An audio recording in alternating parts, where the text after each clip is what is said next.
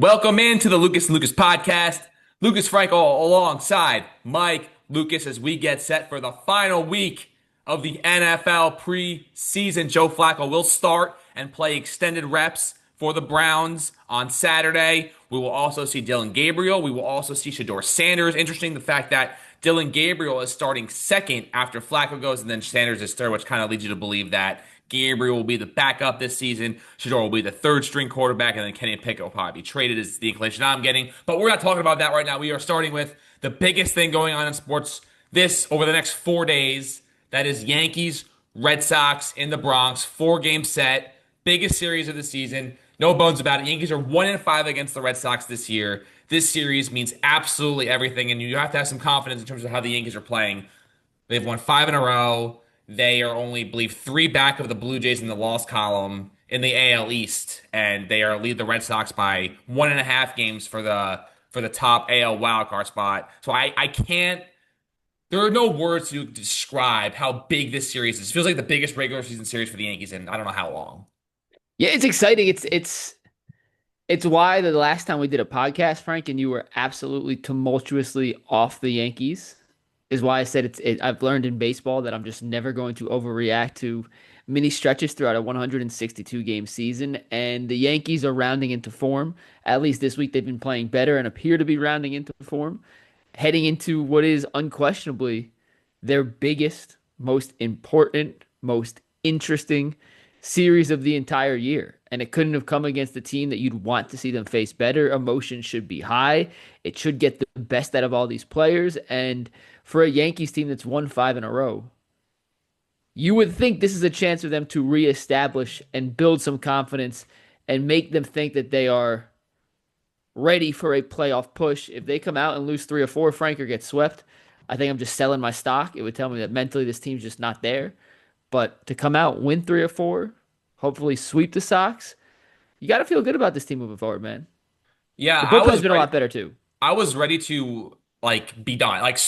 If they would have blown the game on Wednesday night against the Rays, 3-1 lead entering the ninth inning with Bednar on the mound, the guy who was supposed to come in and be that steadying force in the ninth inning that the Yankees haven't had since Mariano Rivera retired. Like, if they would have blown that game, the fact where they were going to this 4-game set, the fact that, and this isn't an excuse, it's just the way that baseball scheduled this series, where the Red Sox, for some reason, get a Wednesday off, and the Yankees have to travel from Tampa to the Bronx, get in at like 3 or 4 in the morning, and then have to play at night while the Red Sox are all sleeping in a nice hotel, 5-star bed, all rested, ready to go. But it is what it is. But I was ready to cancel the season if they would have lost that game on Wednesday. But they rallied. Stan's been absolutely incredible, and now it sets the stage for this. Um, there's Are you just ready to get hurt, Frank? Because it feels like this is all just I'm bracing for the worst. I am a bracing long for the ploy worst. by the Yankees to hurt you in the long run. Minimum split. Anything if they lose 3 out of 4 or get swept, I will be as out as I've ever been on this team. Like, this is if they're not ready to go out and get it done against the Red Sox this series, then that tells me all I need to know about this team. Like, the 1-5 against the Red Sox is just unacceptable. And this isn't a great Red Sox team. But there are things that give me cause for pause, especially the way Max Fried is pitching. He's got an ERA over 7 since the All-Star break. He's pitching on Friday. And if he lays another egg, I know I heard on WFAN as I was driving home back from work last night. He goes, the guy's like projecting the Yankees starting rotation for the playoffs. He's like, Max Fried game 1. And I called in, was on hold. And, I only have so much patience to wait on hold. Who would you start game one right now? Well, that's what I was going to say to him. I was like, if the playoffs started here on Thursday and based on the way everything has been going, and you started Max Fried, listen, he has obviously the contract to warrant starting game 1 of the playoffs. But if you're asking me right now, who would I start? It'd probably be Rodon. Definitely wouldn't be Max Fried. Honestly, in terms of like how these guys are pitching right now, Fried's probably like number 4. Probably number 4. He's probably ahead of Will Warren. I trust Healmore. I trust Cam Schlittler, who almost threw a perfect game on Wednesday night more. I trust Rodon more. Like, those 3 guys, I easily trust more than Max Fried right now. So the Yankees have a lot to figure out this series, and it all starts here on Thursday, and it's all going to determine how this could literally catapult the Yankees to, winning the AL East and possibly, making a deep run in the playoffs, or falling flat on their faces and losing in the wild card runner outright missing the playoffs altogether. There's no sugarcoating how massive this is, and I'm ready to be tortured again because that's what me as a sports fan has been, just nothing but torture. Well, in the same vein, Frank, these are the kind of series that over a course of a long, long, long baseball year, there's probably, I don't know, 6 series per team that like really, really matter. And you can't predict on the schedule when it comes out, like circle this, like it's all about how teams are playing when they match up. And when you look at the wild card standings, you look at the division standings, the Yankees and the Sox do have a little bit of a buffer over Texas and Kansas City and Cleveland, but it's not that big. Like it's 2.5 games over Kansas City right now, I believe it's down to. Like that's it. And there's still 30 something games left to play. I think it's 36, 37 games depending on the team. So they're five in the loss column ahead of Kansas City. Okay. So, a little more of a buffer, but either way, well, I guess Seattle's a team that's 2.5 above, right? Am I look?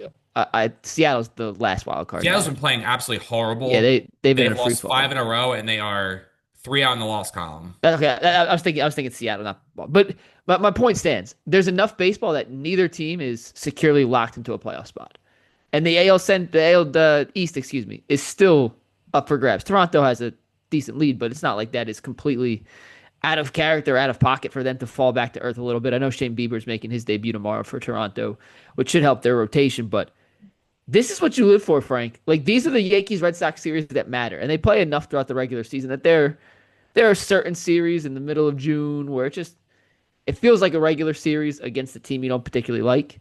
But when you happen to get it to line up, an important part of the season, your team's hot, their team is in the same position, fighting for the wild card, fighting for the division, that make baseball fun. And I can't wait because 2 of these games are on national TV to sit back, I watch some believe 3 of baseball. them are. So Thursday's on Fox, Friday I believe is Apple TV, and then Sunday's ESPN.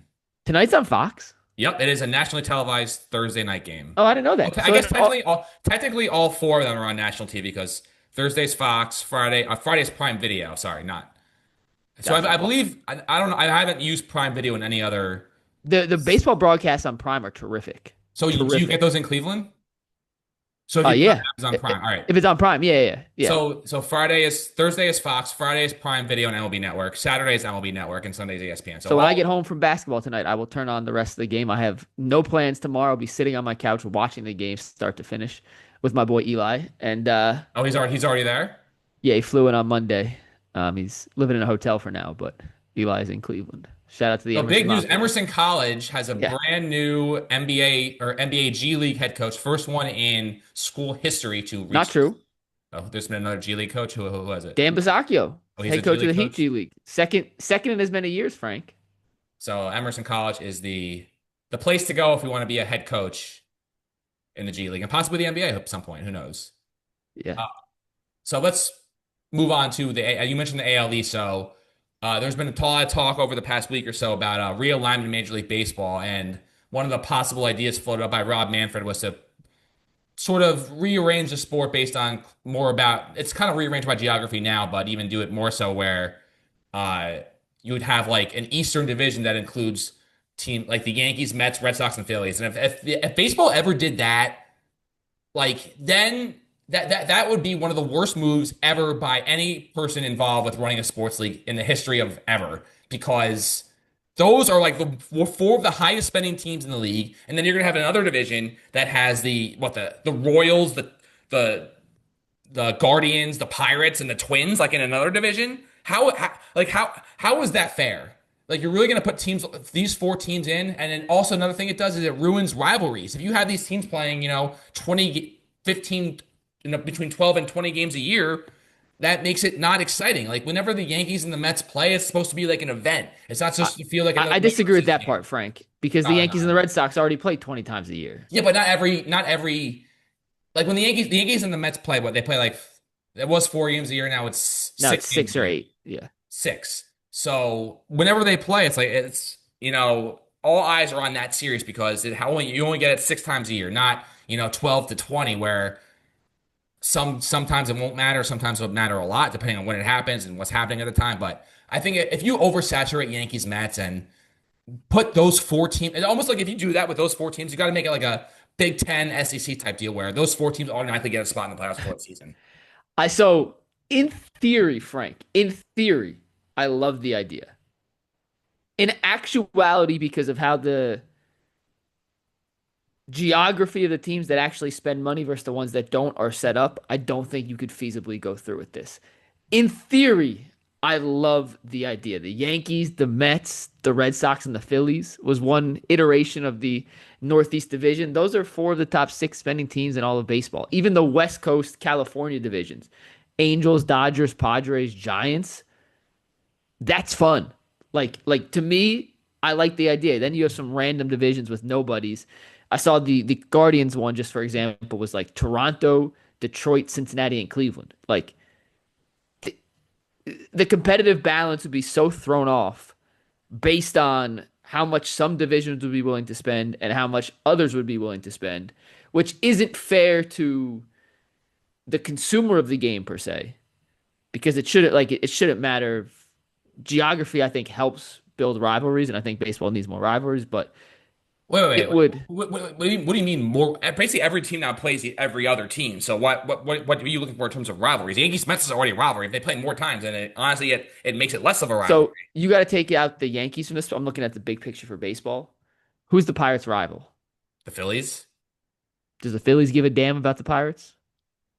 I No, mean, because they have the you have Braves to and ask the those fans Mets. if like battle for the state of Pennsylvania means something to them. I don't know. I'm not from there. The real rival, to me at least, I think the real rivalries are Yankees Red Sox, Yankees Mets, Mets Phillies, Cubs Cardinals, Dodgers Padres. Like there's like five, and three of those teams are involved in the same like overlap because they're the most high spending teams. They're the teams that everyone else circles. When the Yankees come to town, when the Dodgers come to town in Cleveland here, Frank, I can't get tickets for my ticket hookup. When any other teams in town, I get tickets. When those two teams, why? Because everyone in Cleveland wants to see Aaron Judge and Shohei Ohtani. And if you were to mix and match to a geographical division, it would hurt teams like the Yankees. I think it'd help teams like Cincinnati and Cleveland. It would help teams in that Southwest area, the Colorados. Like I think some teams would benefit, some teams wouldn't, but it would cause such a disparity in which divisions could afford to spend money and which ones can't that plausibly it would never work. Well, I mean, they're talking about it. Manfred's out after 2029, I believe, is his last year, or 2028, one of those 2 years. So I like at that point, it's just like just leave and get out and let someone else take over, and don't. You already ruined the sport enough for me with the 2017 Astros. You already ruined the sport with the Manfred man. Just let it go away, and go into retirement. Don't ruin baseball for me. Like those four teams in the same division. That's like in college football putting, you know, I mean, you're kind of seeing it like Alabama, Ohio State. Uh, Georgia, kind of like I mean, and Michigan, like in the same, like all on one together. Like they would just and they make them play like six times over the course of the season and expect them to make the national championship game. Which is, I mean, if you do that and each, the team split, they lose two games, and you have Notre Dame who gets to play Iowa and Northwestern, like those are the big matchups. Like that's not fair at all. So that's I think that's a good comparison about like what this would mean for baseball. Like you have Notre Dame who gets to place absolutely nobody, and you have these major teams who just beat on each other like crazy, and therefore don't get to win a championship because their conference or their whoever they play, their schedule is so loaded. Like they just got to think about this more and not just, oh yeah, that sounds like it could be fun. Another thing that makes absolutely no If they sense. go real quick, if they go to the geographical divisions, they would And have they to. technically are geographical right now. Well, I'm saying these proposed new like Right. legit geographically based. Like they'd have to go to an even schedule. Like they couldn't have division games, play the same division team 16 times and play a team in a different division six. Like you have to go to an even schedule. It'd be the only way it makes sense. Which So also takes part of the fun out of division games meaning more and division advantages, but frankly some divisions would just be more loaded than others. Hell, you'd have the Florida division with the Marlins, the Rays, an expansion team maybe it there's too many issues for it to work, but I do think it would be fun.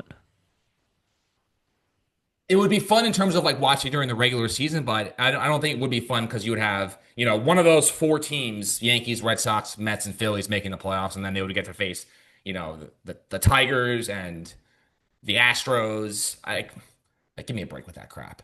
Uh, Another thing that makes absolutely no sense is the NBA scheduling 11 p.m. Eastern tip-off times on Tuesdays during the regular season, which is just like I, I think what we should do is we should stage a boycott. All of the sports fans in America should, and all the people that, these are largely West Coast games, but if that game's happening at your arena, no fans show up, no fans watch the game, then make the NBA change this because I just don't know who this is for. Who are they trying to appeal to here? 11 p.m. Eastern games, those are going to end at 2 in the morning Eastern time. Like, people want to see. I know they're going to be on like more accessible in terms of national TV and whatnot, but I just don't know who they're trying to make happy here. It makes no sense. There should never be any sporting event that starts after 10 p.m. Eastern time ever. I actually think it should be like 8:30 Eastern. Seriously. I understand that there's like West Coast games. If you're playing a game in San Francisco, like I understand why you would, but nationally televised games, national broadcast, they shouldn't start past 8:30. It drives me absolutely nuts when we have the national championship game on a Monday, tipping off at 9:14 p.m. They Like moved it. that's the They moved it to eight. Well, in college basketball, they moved it to like 8:30, and I think college football starts at like 7:30. So they kind of got away with that at 9:20. they've started to move towards that trend, and then this is obviously going in the reverse. It's because of the West Coast audience, Frank. They want to maximize the West Coast audience because they've just paid an exuberant amount of money for the TV rights. They want to maximize their advertising revenue in those slots. How do you do that? You make sure you get more money, more viewers, so then you can charge your advertisers more. So I understand the business side of this, but from a personal, like I will not stay up. I don't care if the Cavs are playing LeBron. It's the last time they'll ever play LeBron. If that's an 11 o'clock tip, I'm asleep. I don't care. I'm sorry. I have to be at work at 6 a.m., 7 a.m. Like I can't be up till 2 in the morning. I'll watch the replay. They do a good enough job of putting the cut ups on YouTube the very next day, Frank, that there's no need to stay up. And if the NBA was to be truly diabolical and want to maximize every last penny out of their investment, they would not post the highlights for 24 hours. They would force you, and they would put a mandate on SportsCenter. You can't show what happened, and you'd have to go off just the box score and just the beat reporters and the people who are actually there to tell you what happened. But they can't do that, so I will be boycotting 11 p.m. tip-offs. I don't think I'll be working many Tuesdays during the season, so it helps me in that regard. But yeah, I don't understand it, and just it's just unfortunate. Let's get into some other topics here. So switching to the National Football League. So another terms of thing that I was heard floated around was that they want to put a Super Bowl in London, which is I believe 6 hours ahead. So that would mean playing the Super Bowl probably I can't imagine it would be every how maybe a one time deal or once every 30 40 years playing the Super Bowl in London, and that would mean starting the game at like 1 p.m. Eastern time. Can you imagine a world where I guess they would have to be making so much money from that where they were I don't know how much it would affect the television ratings, but a 1 p.m. Eastern kickoff for the Super Bowl just in London, I which I don't really care because listen, Super Bowl tickets have gotten so insane in the last like 10 years that like even if the Jets were there, which is never going to happen ever in the history of mankind, like ever again, I should say, because they have been there once, it's never going to happen again. Like it's going to cost like minimum like 15 to $20,000 to sit in like the top level of the stadium. So yeah. it doesn't really concern me in terms of sitting there, but just a 1 p.m. Eastern like championship series game is is hard to fathom in the day and age that we're living in. So I have an easier time envisioning this because I think they would tip it off, or they kick it off 9 p.m. London time, 3 p.m. Eastern time. And when I lived in Texas, I was on Central Time. So the 4:25 Fox game of the week kicked off at 3:25. And Frank, I'm going to be honest, it's kind of awesome. The game was done by about 7 o'clock at night. You No, still had your night. it For made me you a and I, huge hit. It's just weird to think about such a major game happening so early in the day. That but yes, but like the biggest games on the West Coast start at 5:30. Like the Super Bowl starts at 5:30. Is 5:30 really that different than 3:30? well, no. The Super Bowl starts at like 6:30 Well, Eastern. I'm just saying Sunday Night Football on a random week. So Right. Super Bowl starts at 6:30. That's 3:30 on the West Coast. So we're like it's not like people haven't experienced this before. Would it be different? Yeah, it would be different. Would I actually kind of like it? Yeah. You know why? Because I'm always tired on the Super Bowl Monday. Like you have some beers, you hang out, you eat some wings if you're not working. Like and I've worked plenty of Super Bowl Sundays and Super Bowl Mondays, so I understand both sides of the equation. I kind of like the earlier kickoffs, Frank. The older and older I get, the earlier and earlier I go to bed, the more and more I enjoy my sleep. I'm kind of I'm kind of in favor of it, of an earlier start. Now, I don't love the idea of London, Why? especially if there's not a team in London, Why? because I don't want to ship a league that has no international teams to an international destination for their championship. I understand that right now there's not a What's the difference between that and a neutral site? because the neutral site is within the parameters of the league. It's at a stadium of one of the 32 professional teams. If there's a team So in are London, you saying? But like, but why? Why is that so? Why is that so important to you?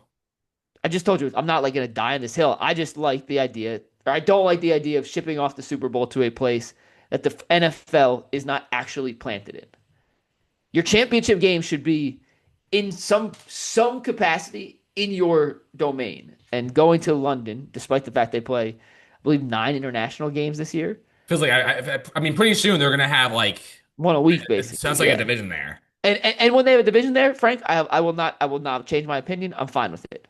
But I prefer the domestic over the international until there's actually an international team. But as far as What is it? It doesn't. It has no impact on your life. Literally none. I didn't say it does. I'm saying I prefer it just like you prefer that you don't care. I think it should stay in a place where they have an actual team that is home to an NFL organization. I wouldn't like if you told me, hey, we're gonna play a Super Bowl in Syracuse at the Carrier Dome. I'd be like, no, it's stupid. Well, the Carrier Dome's online. It's a JMA wireless dome. But go ahead. What you get what I'm saying? Like But they if would they never want do that because the capacity is not big enough. fine, if they wanted to play the Super Bowl at Kyle Field, which holds 112,000 people, which would That'd be be more than great. like no, I'd be like, I don't really like that. Like I think it A should Super be Bowl like Happy Valley. I feel like that would be amazing. no, because I've been to those places and like I should be at an NFL stadium. A Like you Super should have Bowl at like Death Valley at LSU. These are great ideas. I don't know. Death. Trust me, Death Valley would be miserable because there's no actual seats. It's all bleachers. You wouldn't want like the fans wouldn't want Oh, that. you me? I'm not going there. Doesn't matter to me. So it doesn't say it doesn't really matter to me either. I'm just saying I prefer, just like you don't care, I prefer to be in an NFL venue until there's an NFL team in London. But the whole thing about people freaking out over the time of the game, it's one of those you're only freaking out because you're so entrenched in your old ways and you haven't experienced it. And it's one of those things that when you experience it, it's really good. And it may even be better than your original. It's like when you try uh it's like you grew up and your mom made really good spaghetti, right, Frank? Just use an example. Okay. Then you go to Italy and you try spaghetti from a really nice Italian restaurant, and you're like, okay, I get it. I see where you're coming from now. And just like you may have never watched a 3 o'clock major kickoff because you haven't lived in Central Time Zone, then you do. You're like, I get it. I understand. So I'm all for it, Frank. I like the 3 o'clock kickoff. 3:30 is the perfect time to kick off a Super Bowl. Okay. Yeah, I mean, I don't disagree, but well, we'll see what the NFL does here. It seems that like, the amount of money they would get from playing a Super Bowl in London would be like, in terms of Honestly, advertising. the thing is, I don't care how much money Roger Goodell and the league gets. Like to me, that's But why that's why they're doing it because of money. I know, and that's why I'm not buy like they're gonna make a ton of money wherever the Super Bowl goes. Don't ship it off overseas because you can make more. You got to make enough money, okay? But Make enough. listen, if you know, not that I'm like in largely in the business field, but you always want to keep growing and growing and growing. And if you've sort of maxed out what you can do in America, then you expand internationally. So what That's if they went to Saudi Arabia because Saudi Arabia paid them 50 billion? then they would go. But would you? How would you like that, Frank? Doesn't make any difference in my life. I don't care. If it's not, I mean, the Jets aren't going to be playing, so it doesn't matter to me. I don't know. This It would be weird, but I'm sure Saudi Arabia would build like literally the single greatest football stadium that's ever been built in the history of mankind that has like a rotating field and like a concert venue that like drops down from the ceiling and it would be like the ultimate spectacle. Honestly, I'd be interested to see how they do it because it'd be so crazy because they have so much money that there's no limit on what they would do in terms of like technology and all that other stuff that would just make it like I feel like an out of body experience, but whatever. yeah. If they Let's go on to ever the next. We won't see eye to eye on that part of it. So let's just go on. All right, so a couple NFL things here. So the Colts decided to start Daniel Jones over Anthony Richardson, which is kind of like any NFL team starting Kirk Cousins. You're on a bridge to nowhere. He's a poor man's Kirk Cousins. It's just surprising, Anthony Richardson basically got 1 full year, not even to start for the Colts, and for number 4 overall pick to get rid of him and start Daniel Jones, like I just don't know what the Colts are trying to achieve here. I do. Because they're essentially, I mean, Daniel Jones, I guess there's a slight chance he could be like 2022 Daniel Jones, but man, that feels like a really, really quick hook. I just started watching the Dallas Cowboys documentary on Oh, how is Netflix. it? I haven't seen it yet. It's honestly it's amazing. The episodes are about an hour long each, but they go by like that. It's like I'm like sitting there like the entire time. It's like all the footage, all the interviews. It's wild. But if you look back at like Troy Aikman's first 2 or 3 years in the league, like the Cowboys were horrible. They were horrible. They missed the playoffs like every year. They went like 1-15 one year. They went like 3-13 the second year and 7-9 the third year. Like obviously like a steady progression, but you just don't see guys get the amount of leeway in this day and age that they got 20, 30 years ago. I'm not saying Anthony Richardson's gonna, is if the Colts would have stuck with him that he would have made the Hall of Fame, but it does feel extremely, extremely quick to just throw the white flag on a guy who they Yeah. invested so much in with the number 4 overall pick in the draft. Obviously, you've kind of seen it with the Cardinals kind of punting on Josh Rosen very quickly. So it does happen, but it just and then listen, they may be right. They maybe saw something or picked up something that all right, this guy clearly doesn't have it. Listen, he never won at Florida, so I was never like a big Anthony Richardson hype guy. I never bought really into it. I know during the combine, he was like, "Oh my God, Anthony Richardson is the most ridiculous combine in the history of the league," and he was at one point, I believe, favored to go number 1 overall in the draft. So I can't speak to it, but it just seems abrupt. And Daniel Jones is a joke. He's horrible. So I'll tell you the reasons. I saw an incredible stat, and I wish I remembered who tweeted this out, but since he entered college, Anthony Richardson has played 1,700 snaps of football. That is college plus pros, 1,700 snaps. For comparison's sake, Frank, Bo Nix entered the NFL last year with 5,400 snaps under his belt. 3 times as many snaps. Anthony Richardson was drafted purely on potential, purely on the physical traits, the size, the speed, the quickness, the out of design plays that he could extend. But he was never actually good. And it doesn't mean he never will be good, but he was drafted purely on potential. And Shane Steichen, who helped really develop Jalen Hurts into a starting and very good caliber quarterback, saw the traits that Anthony Richardson displayed in college, saw the combine stats, saw the cannon, and said, I can work with this. That was 2 years ago. And the Colts haven't been good since they drafted Anthony Richardson. And that was Shane Steichen's They haven't been first good year. since Andrew Luck retired, but go ahead. Yeah, but I'm saying under Shane Steichen, they have not been good.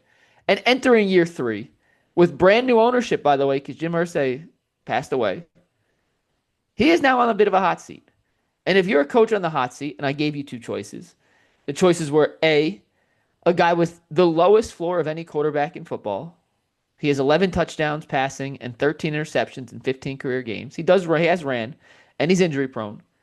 Who may, for the first time in his career, may complete over 50% of his passes, but also may not. Or you can go with the guy in Daniel Jones who has a significantly higher floor and an infinitesimally, not even a word, that's how big this gap is, lower ceiling. Daniel Jones is what he is. We know what he is. He is a perfectly average quarterback. And by average, I mean he'll make some easy completions. He'll make the right read 8 out of 10 times. He's mobile enough to still do some things in the RPO game, which Shane Steichen likes. But he's not going to beat teams with his arm. He's not going to beat you as a quarterback. He's just going to kind of be okay. He's going to be average. He's going to be middle of the line. And if you feel like the rest of your team has a good enough defense, a good enough run game, and a good enough offensive line to give him just enough time to dink and dunk his way down the field, then he gives you a better chance to win football games. Do you have a chance to win anything big picture with Daniel Jones? No, nothing. At maximum, you're a 10-win team that's not very good and happens to sneak out a few close wins and make the playoffs and get eliminated early. Does Anthony Richardson, if he developed into his full potential, give you a chance to maybe win at the highest of levels one day? Yes. But I think Shane Steichen's on the hot seat, Frank, or at least feels like he's on the hot seat. and has to put together a winning season to keep his job. And if you're in a one season situation to where you had to win to keep your job, I actually think right now Daniel Jones gives you a better chance to win games, not Super Bowls, win games than Anthony Richardson does. So to me, I understand the choice. I don't think Anthony Richardson's done in this league. I think another coach can take him under his wing and still develop him. He's still young. Like he's younger than Bo Nix and He's Jaden Daniels and 23. Shador Sanders. Yeah, he's still really, really, really young. He needed a team that had patience and had leeway and had confidence the head coach is going to be there for 4 or 5 years so he can get those snaps. And the other thing, last thing, and I'll shut up because I've been going for a while. He's played 14 or 15 games in 2 years, Frank. He hasn't been able to stay healthy. And for a young player who needed reps to develop, he hasn't been on the field enough to actually develop. So, yes, we can say the Colts are giving up on him too quickly, but they've needed him to be at a spot 2 years, 3 years into his NFL career that he simply isn't at yet because he hasn't been able to stay healthy enough to make that progress. So yeah, I still don't know what they're trying to achieve. If I were them, what I would seriously do is try to like trade for Shador because that would make them extremely more exciting. And who knows? He might be good. They might actually I compete. pitched a Richardson for Shador or a Richardson for Gabriel trade on the show today. We actually talked about it on UCSS. So I think that because Daniel Jones is just the least exciting quarterback probably in the entire league. So Kenny Pickett. The Colts, whatever. I'm not going to be watching them this year, so they can do whatever they want. Doesn't affect my life. Like an international Super Bowl will not affect my life because I'm not going. So who cares? So the Browns have named Flacco the starter. I mean, this wasn't really surprising given the fact that they treated him with kid gloves all of training camp. He And wouldn't have started if Pickett was healthy. you think Pickett would have won? I don't think it was really a competition. I think Pickett would have been the starter if he was healthy. Because he wasn't healthy, Flacco was the default starter, and they were never going to start a rookie. But I would bet you decent money, Frank, that regardless of how Joe Flacco plays, as soon as Kenny Pickett's healthy, he's going to be the starting quarterback. They're going to keep all four quarterbacks. And then Pickett's going to get a few starts, and then Gabriel's going to get a few Pickett is starts, and then gross. Shador's going to get a few starts. Starting Pickett's like starting Daniel Jones. When I tell you I am out, I do not want to see Kenny Pickett play. I am out on Kenny Pickett, Frank. This is not my opinion. This is what the Browns have told us by their actions. This is what Kevin Stefanski has actually said, if you read between the lines, that Kevin Stefanski wanted Kenny Pickett to be the starting quarterback this year, but Kenny Pickett, who will not play in the preseason finale because he's still not healthy, cannot be the team's starting quarterback without playing in the preseason because he was unable to play due to the hamstring injury. It had to be Joe Flacco, but that was not because Kevin Stefanski wanted Joe Flacco to start. It's not because Kevin Stefanski and Andrew Berry thought Joe Flacco could win them a playoff game or lead them to the playoffs. It is simply because he was the last man standing. Yeah, I mean, this is clearly the last. I mean, if Flacco plays beyond this year, I'd be shocked. So as soon as he shows, that he's not that he's lost it, which is going to happen because he's got no mobility, and I believe teams are going to exploit him in that regard, unless the Browns are somehow able to block like crazy for him. But yeah, I don't know how long he's going to start, but Kenny Pickett is a disaster. I'm with you. I don't know how much longer they're going to wait on Gabriel and Shador. It was interesting though that they were starting Gabriel second and Shador third, which means that Shador's probably going to open the season as QB4 for the Cleveland Browns, which will. Yeah. Oh, and by the way, I think Shador outplayed Gabriel in their limited preseason action thus far. I thought Shador's performance against Carolina was better than Gabriel's against the Eagles. But throughout the entire training camp, regardless of what every single person who's been out there has said, including myself, has seen with their own two eyes, the Browns have not changed the depth chart one bit. It has been the veterans, then Gabriel, then Sanders. And I don't think anything that could happen, including the final preseason game against the Rams, where they're both going to play against the same opponent, so we should get a better 1v1 comparison of the two, Frank. It's not going to change it. Gabriel will be the first rookie quarterback that plays in a regular season game for the Browns if both are healthy, and Shador will get the secondary option. We will wait. I'm not saying it's right. I'm just saying that's what's going to happen. We will wait to see on that. That will do it for this edition of Lucas Podcast. We'll react to all the latest next week right here on the Lucas Podcast. Peace.